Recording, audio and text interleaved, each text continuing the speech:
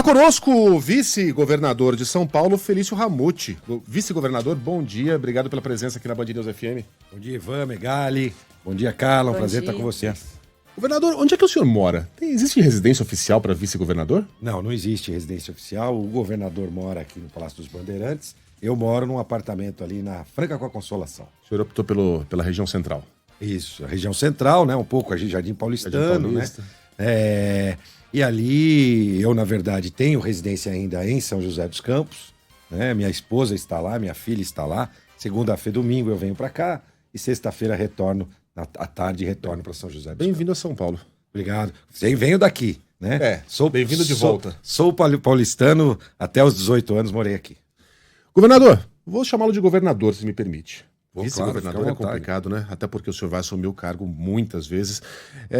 O governador Tarcísio está em Brasília, vai se encontrar hoje com o presidente Lula, e cada governador terá o direito de apresentar 3 reivindicações do Estado ao presidente. Quais são as reivindicações do Estado de São Paulo e o que o governador preparou para essa visita? O Lula deve estar parecido com o Dória, hein? Só falta ele dar multa para quem estourar o tempo de fala. Cheio de regras, né? Cheio de regras, né? Tá. Mas provavelmente o governador vai falar sobre o Porto de Santos, né? Tecnicamente ele sabe da importância da privatização do Porto de Santos, investimento gigantesco, como a Baixada Santista nunca viu, né? Seria um grande investimento, a travessia seca e a diminuição do custo do Brasil, né? Porque se a gente tem um porto mais eficiente, exportações e importações passam a ser feitas com também mais eficiência, diminuindo o custo do Brasil. É bom para São Paulo, é bom para o Brasil. A questão do ICMS, que é um tema comum, né? Dos governos estaduais, por conta da questão do combustível. Então são 2 temas que estarão na pauta. Bom, aí entra... Só para não deixar passar, sobre o... O senhor quer uma água? A gente vai trazer uma água. O rapazinho estava trazendo a minha água, acho que ele esqueceu. Tá trazendo. Tá. Em relação ao ICMS, qual foi o tamanho da perda do Estado de São Paulo e como é que isso pode afetar as políticas públicas? Olha, a perda pode chegar agora se... Na verdade, o Estado de São Paulo hoje tem uma liminar da Justiça com a compensação do ICMS. Isso será discutido agora judicialmente, né? Mais uma decisão definitiva. Portanto, em nenhum estado, por conta das liminares, houver uma perda real, porque houve a compensação do governo federal para os estados, consequentemente para os municípios, né? Que recebem parte do ICMS. Desculpe, Ivan. Não, é porque o senhor é presidente do Conselho de Desestatização. Além dessa agenda com o presidente, o governador deve se encontrar com o Márcio França, o ex-governador, que é justamente o ministro ali dos portos e aeroportos, que já disse que essa história de privatizar o Porto de Santos não vai sair do papel. O governador esteve aqui no estúdio também e disse que, não no estúdio, né, mas em entrevista aqui com a gente, falou que não é bem assim, que embora o ministro tenha um pensamento, o presidente Lula deu uma outra resposta quando foi confrontado com esse assunto. O senhor que está à frente aí desse conselho, né? O que de fato a gente pode esperar que saia do papel em relação a essas desestatizações, né? Como chamamos, privatizações? Ivan, primeiro deixar claro que o governo federal deu um sinal, né? Eles publicaram uma lista, né, de empresas onde eles pediram a paralisação do processo de desestatização. E o Porto de Santos não estava incluído nessa lista. Isso mostrou, né, uma oportunidade do diálogo. Tecnicamente, o governador conhece muito bem a equipe que está conosco hoje, Rafael Benini, secretário de Investimentos em Parcerias, a própria Natália, foram as pessoas que ajudaram a construir, né, este edital de privatização do Porto, que inclusive já passou pelo TCU também, fez algumas considerações, ou seja, ele estaria prontinho para de fato ser colocado numa disputa pela iniciativa privada. Então ele tem muito conhecimento sobre isso e vai argumentar sim. Quem sabe pode surgir aí um meio termo, né, entre o Márcio França e o governador. Mas nós temos convicção de que isso seria muito importante para o estado de São Paulo. Por quê? Justamente por conta do volume de investimentos. Seriam investimentos gigantescos lá na Baixada Santista. A travessia seca, que é um desejo de muitos e muitos anos.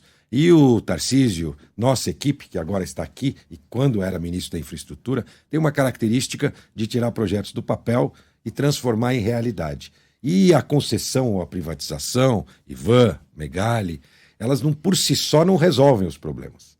Elas têm que estar bem desenhadas, tem que ter uma modelagem bem feita. A gente vê no passado, até do governo do PT lá atrás, não sei se vocês lembram, o PT concedeu, por exemplo, estradas dizendo que ia ser a menor tarifa do mundo, né, de uma estrada. Nenhuma delas foi entregue.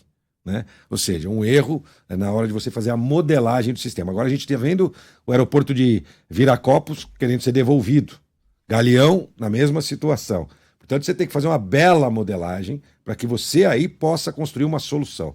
Porto de Santos, garanto para você, foi feito com muita qualidade, assim como a concessão da Dutra, feita pela nossa equipe, que estava lá no Ministério da Infraestrutura, e que foi a maior concessão de uma rodovia no ano passado, né, do mundo.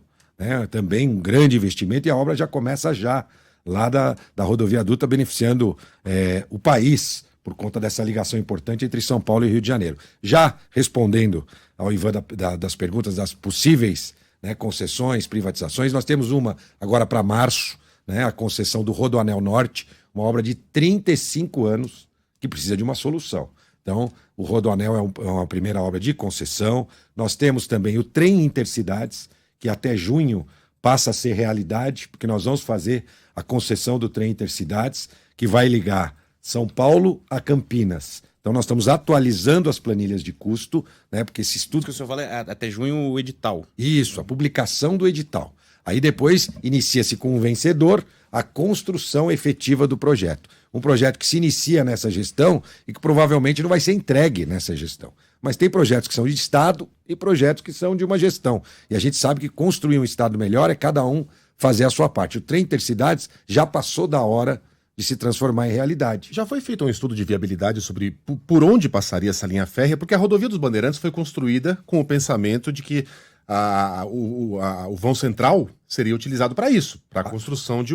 Só que a rodovia foi tão ampliada que não cabe mais. Não, claro, já está tudo detalhado. Na verdade, quem fez esse estudo foi o BID. O estudo foi entregue em 2019. Há compartilhamento de linhas, né, as linhas férreas já existentes. Trechos delas são compartilhadas, trechos são exclusivas. É um trem de média velocidade, né? O país clama por ter a possibilidade de fazer viagens de passageiros de trem. Eu que sou mais velhinho que vocês, né? Tive a oportunidade de ir para o Rio de Janeiro, né? Eu também. O Expresso de Prata, não era trem isso? Da Prata. A trem gente da dormia. Prata. A viagem demorava 9 horas. Era já mais lenta. Esse é um trem de média velocidade. E o governo também lá atrás anunciou o trem-bala, né? Que eu chamava de trem-balela, né? Que não saiu do papel, né? Eu lembro que na época que o trem-bala foi anunciado lá atrás, a China estava entregando a primeira linha de trem-bala da China. Hoje eles têm mais de 30 mil quilômetros de trem-balas na China. Então a gente vê a diferença, mas o trem de média velocidade vai sair, vai se transformar em realidade. E depois a contratação de mais 2 estudos.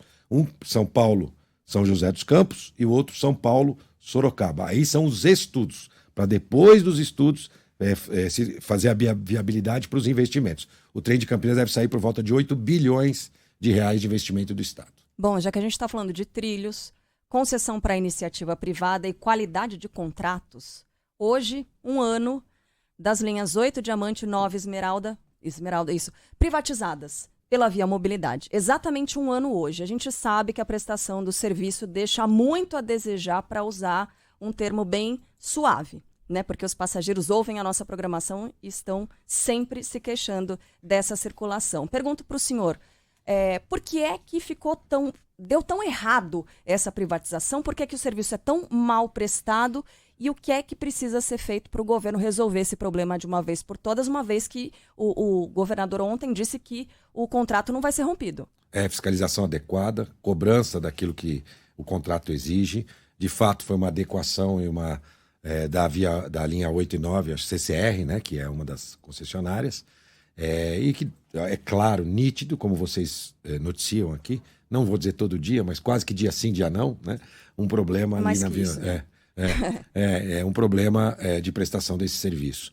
Claro que existe a defesa, né, da própria concessionária, dizendo que assumiu um serviço que estava muito precário, as condições que ela passou a assumir não eram exatamente aquelas que existiam. Depois tentaram fazer uma junção com uma ajuda, né, dos profissionais da própria CPTM ali, né, que poderiam ajudar nessa adequação do contrato, mas o governador vai acompanhar de perto isso e pediu prioridade absoluta, pensando justamente na melhoria da qualidade de serviço. Nós vamos cobrar a linha 8. Seria muito traumático o rompimento do contrato.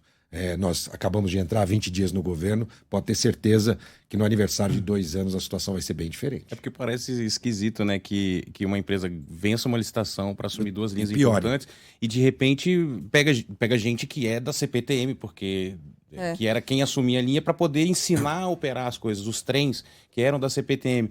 E aí é nesse sentido que você está falando de, sei lá, bater um contrato de uma forma mais... Cobrá-lo, porque às vezes o contrato é maravilhoso, né? Mas na hora da cobrança, na hora da fiscalização, aquilo que está escrito ou é impossível de ser prestado ou é prestado de forma muito pior do que aquilo que está escrito e não existe uma fiscalização efetiva. Só para a gente não sair dos trilhos ainda, literalmente falando, né? Linha 1 azul, né? Tem essa expectativa de investimento de ampliação também, algo que os ouvintes comentam muito. Tem alguma coisa no horizonte para sair do papel? Olha, eu não tenho uma informação específica sobre a linha 1, aliás, a primeira, né? Eu também andei muito aqui quando era jovem aqui em São Paulo, começa lá no Jabaquara, né? Na época, e até ali a rodoviária do Tietê, hoje ela já vai, né, bem mais além, mas não tenho essa informação para te passar com detalhes. Em relação à segurança, homicídios crescem em São Paulo, está aqui no Estadão hoje. Nível é o maior desde 2018. Assassinatos tiveram alta de 7,2% em relação a 2021 e superaram a quantidade registrada em 2019 em 4,7%. 2019, lembrando, é o último ano que não sofreu os efeitos da pandemia. 2.909 casos de homicídios dolosos ao longo do ano passado, o equivalente a 8 assassinatos por dia. É muita coisa. Como é que a gente vai sentir na segurança pública a mudança a troca de comando, governador? Infelizmente, esses dados não eram surpresas, nem para o Tarcísio, nem para mim, porque a campanha eleitoral tem também esse lado que é espetacular da gente poder conhecer cada região e conversar com as pessoas. E era claro e nítido, em cidades pequenas, onde a segurança pública nunca foi uma prioridade, a segurança passou a ser prioridade. Então, a gente percebe que o Estado andou para trás em relação à segurança pública. Cara, se você olhar lá de 20 anos atrás, os indicadores são bem melhores. Mas do passado recente, a situação da segurança pública ia muito mal. Agora, o nosso secretário Derrite assume pela primeira vez na secretaria um policial militar e um delegado, já que o Nico é o secretário executivo da pasta, né? Sempre houve essa questão, não pode ser um, não pode ser outro, não tem problema, nós já colocamos 2 trabalhando juntos, né? O que tenho certeza vai trazer excelentes resultados, eles estão motivados para fazer diferente. Agora, a gente inicia na região central o registro de ocorrência para fins judiciais pela Polícia Militar, né? Isso vai fazer a diferença no futuro. Para quem está nos escutando e não sabe exatamente o que significa isso, né? Muitas vezes o policial militar flagra ali uma situação, né? Tem uma situação, por exemplo, de um consumo de entorpecente, de baixo impacto, né, criminal, e ele, ao levar essa pessoa para a delegacia, a pessoa sai antes do que ela na delegacia, do que a polícia militar. Ele fica lá 3, 4 horas fazendo termo circunstanciado e a pessoa que foi detida sai antes do que eles.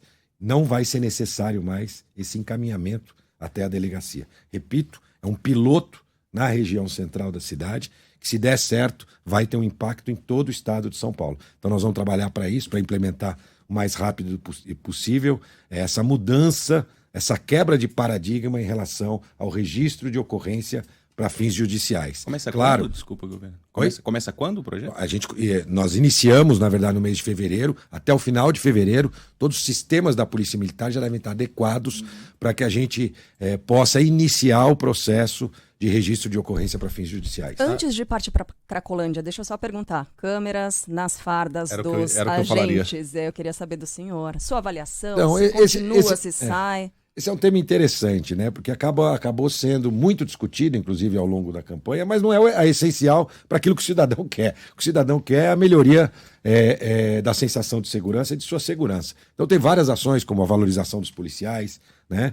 A contratação, agora o governador Tarcísio autorizou. Mas uma coisa não elimina a contratação. Em relação à segurança também durante as abordagens. Né? Em relação às câmeras de segurança, o que a gente viu foi uma queda da letalidade, o que é muito bom, mas um aumento na criminalidade. Mas o Derrite e o Tarcísio já foram muito claros, né? Que vão acompanhar, vão tentar dar mais potencial de utilização das câmeras para reconhecimento facial, para leitor de placa, nas câmeras dos policiais. Então eles vão poder utilizar essa tecnologia ainda melhor, também com o objetivo de reduzir a criminalidade. Então o secretário é a favor das câmeras. O secretário diz que é a favor de mudar as câmeras para que elas possam ter uma utilidade ainda maior no quesito segurança pública e permanecer, claro, com a sua utilidade na queda da letalidade. Nós precisamos equilibrar queda de letalidade, mas queda de criminalidade. Não adianta baixar um e aumentar outro. Okay. Cracolândia, o senhor foi encarregado de cuidar desse assunto bastante complicado e muito, muito caro à população aqui, principalmente da capital paulista. Como é que a gente vai perceber o novo governo na Cracolândia? Olha, já deveriam perceber, porque é um plano que escutou muita gente. Nós escutamos sociedade civil, escutamos especialistas, escutamos coletivos, escutamos grupos de mútua ajuda, e dali... e eu costumo dizer, viu, Carla, Ivan, Megali, que se a gente juntar 3 especialistas na área, a gente vai ter 5 opiniões diferentes. Então, o que nós construímos foi aquilo que era consenso. Baseado no consenso desses especialistas, nós criamos o nosso plano de ação. Então, o primeiro ponto, 4 diretrizes que são consenso. Abordagem qualificada, né? Aqueles usuários das cenas abertas de uso passam a ter uma abordagem qualificada com especialistas em dependência química. O Estado implementa 200 profissionais, inicia também, final de fevereiro, né, com essa abordagem qualificada. Segundo ponto, que é consenso. Depois da abordagem, leva-se para um local único, uma porta de entrada. É o nosso hub de cuidado em álcool e drogas. Vai funcionar ali na Rua Prates, será todo adequado também até o final de fevereiro para receber os nossos técnicos. Lá nós vamos ter espaço para os grupos de mútua ajuda, vamos ter espaço para os coletivos, vamos ter espaço para as entidades, vamos ter ali uma casa de passagem, porque quando você faz a abordagem, você convence aquela pessoa, às vezes é questão de segundos. Você falar para ela, passa amanhã que nós vamos te encaminhar para um tratamento. Acabou, você pode perder aquela pessoa, aquela relação que se estabeleceu. Então lá dentro vai ter uma casa de passagem, ele aguarda o encaminhamento lá dentro. Às vezes, se demorar 24 horas, dorme ali para poder ser encaminhado para algum equipamento, para ele iniciar o ciclo de cuidado e tratamento. Então, o segundo ponto, oferecer um leque de opções de cuidados. Então nós temos desde os CAPs, os grupos de mútua ajuda, as comunidades terapêuticas, as internações de hospitais gerais e a desintoxicação, porque tem gente que chega em crise e precisa passar por uma desintoxicação. Então, um leque de cuidados, né, um menu de cuidados para cada pessoa. Cada um tem uma individualidade. Vou dar um exemplo para você que está nos escutando. Às vezes a solução para um usuário, o caminho de solucionar o problema é aproximá-lo da família, por exemplo. Né, de uma determinada pessoa. Em outra história é completamente diferente. Às vezes a situação familiar que o levou a estar nas ruas hoje. Então a gente tem que analisar cada situação e criar aí uma linha de cuidado específica para cada um. Terceiro ponto, integração de sistemas e ação. O Estado tem vários serviços sendo feitos. Serviços na área de saúde, na área social, habitação e emprego. O município é a mesma coisa.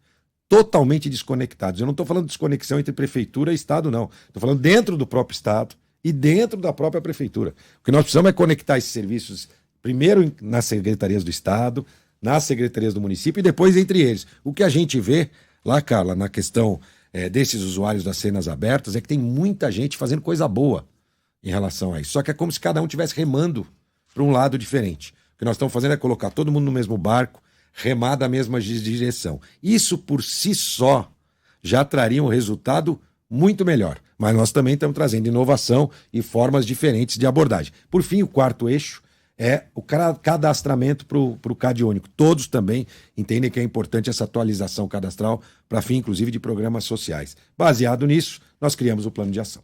Esse hub, então, que fica na Rua Prates, Sim. Ele serve como norte, por exemplo, para um familiar que quer procurar alguém. Ele pode buscar ajuda nesse centro. Então, ali está, digamos assim, é um local habitado. A pessoa não tem que se jogar ali no fluxo para procurar o parente. Ela pode buscar ajuda nesse ponto. Excelente colocação, né? Porque eu também conversei com representantes de grupos de mães, né? E eles hoje, para encontrar os seus parentes, eles têm que pedir ajuda até para o traficante, né? A gente tem que mudar essa situação, o Estado tem que estar presente. Por isso que o cadastramento é tão importante. Hoje não existe, né? Então hoje não existe uma forma de fazer essa busca e, claro, nós também vamos ali, depois do cadastramento feito, poder utilizar essa informação para ajudar essas milhares de mães do Brasil inteiro, viu? Porque elas têm notícia que saíram do Brasil inteiro, porque a região central virou um território livre para consumo, né, de álcool, ou melhor, de drogas, de crack e para o tráfico, né? Então vem gente do Brasil inteiro porque se sente seguro lá.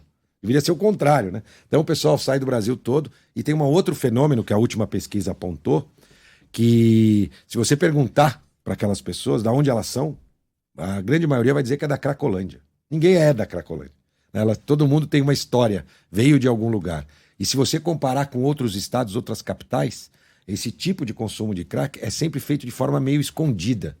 Quase que uma vergonha. E ali é quase que um status fazer o contrário, né? Estar ali expondo aquilo virou quase que um status. Tudo isso nós levamos em consideração na construção do plano. Por isso que o Hub, que você citou, terá vários serviços, as entidades, mas não é só isso, né? Nós temos também que cuidar do tratamento e depois da porta de saída.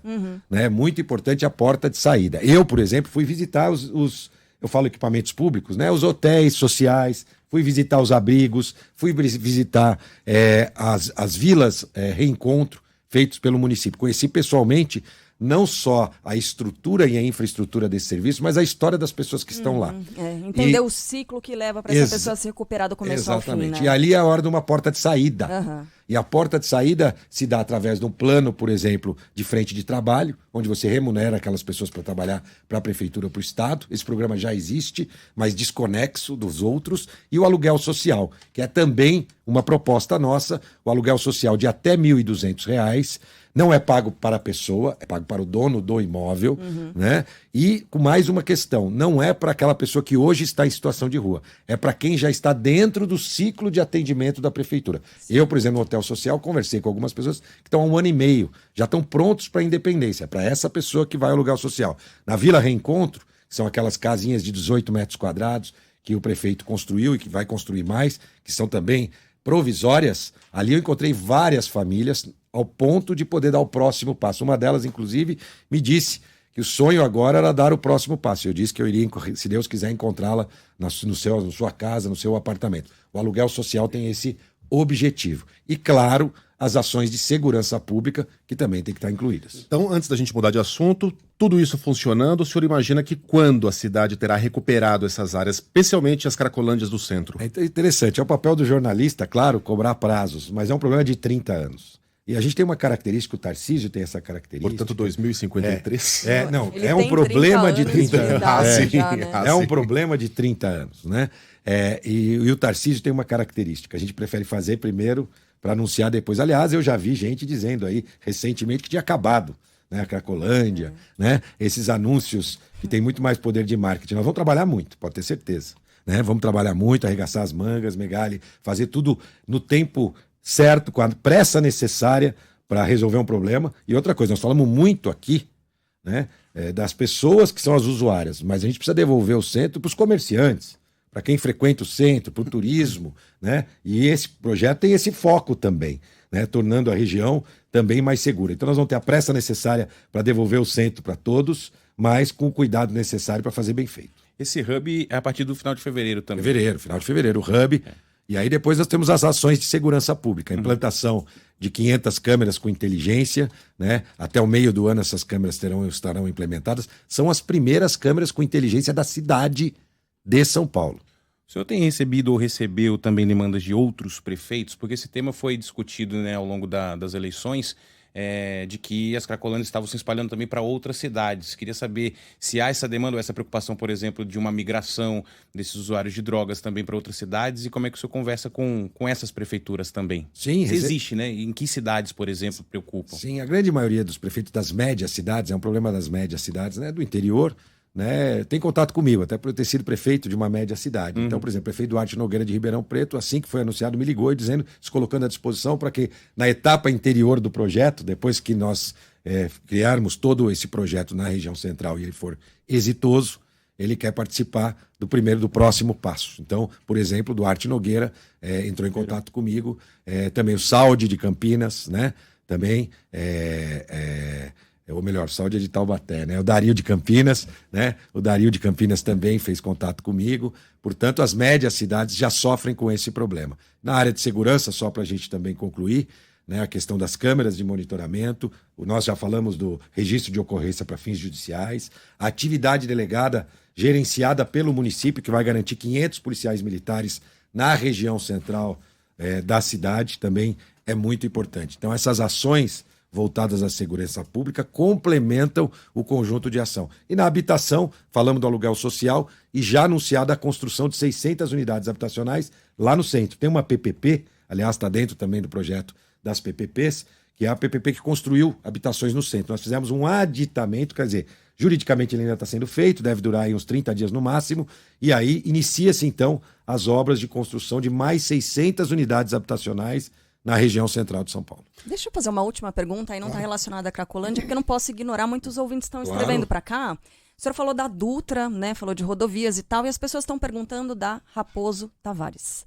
Especificamente dessa rodovia, no acesso ali entre Cotia, na Grande São Paulo, e a capital paulista, a coisa trava. A gente já normalizou a Raposo ser o trânsito, congestionamento constante por ali.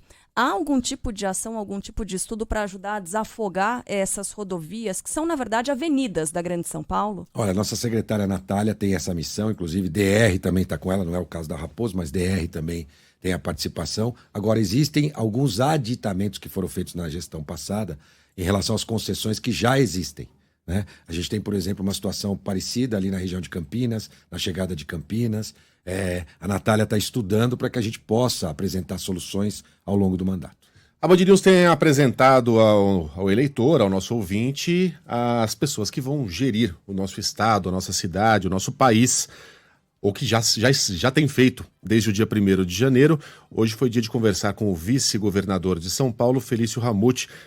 Governador, obrigado pela entrevista, bom trabalho para o senhor. Eu que agradeço, Megali, Ivan, Carla, um prazer estar aqui, poder falar com os ouvintes, né, da Band News. Podem ter certeza que o governo Tarcísio de Freitas está motivado a transformar a vida das pessoas, um governo de mudança, sim, sem ruptura, aproveitando aquilo que é bom, né, que foi oferecido como os bons serviços para o cidadão de São Paulo, e melhorando aquilo que precisa, de fato, de uma ação efetiva do governo. Você está indo para São José? Hoje não, agora, nesse momento, ainda não. Hoje eu vou a Belo Horizonte. Tem que dar uma força para o São José, né? É verdade, aliás, disputou final de campeonato. Mas o São José agora virou SAF. Olha aí. É um bom caminho. Bom caminho. Um bom caminho. Basquete manda bem. O basquete vai bem. Aliás, nós temos uma arena lá muito bonita, que foi concedida na época da nossa gestão, né? É uma das melhores arenas hoje do Brasil, né? Uma arena muito bonita hoje, a iniciativa privada que administra, e o aeroporto também, que teve uma concessão municipal lá. Vou lá conhecer. Governador, obrigado. Obrigado, bom dia. Obrigada.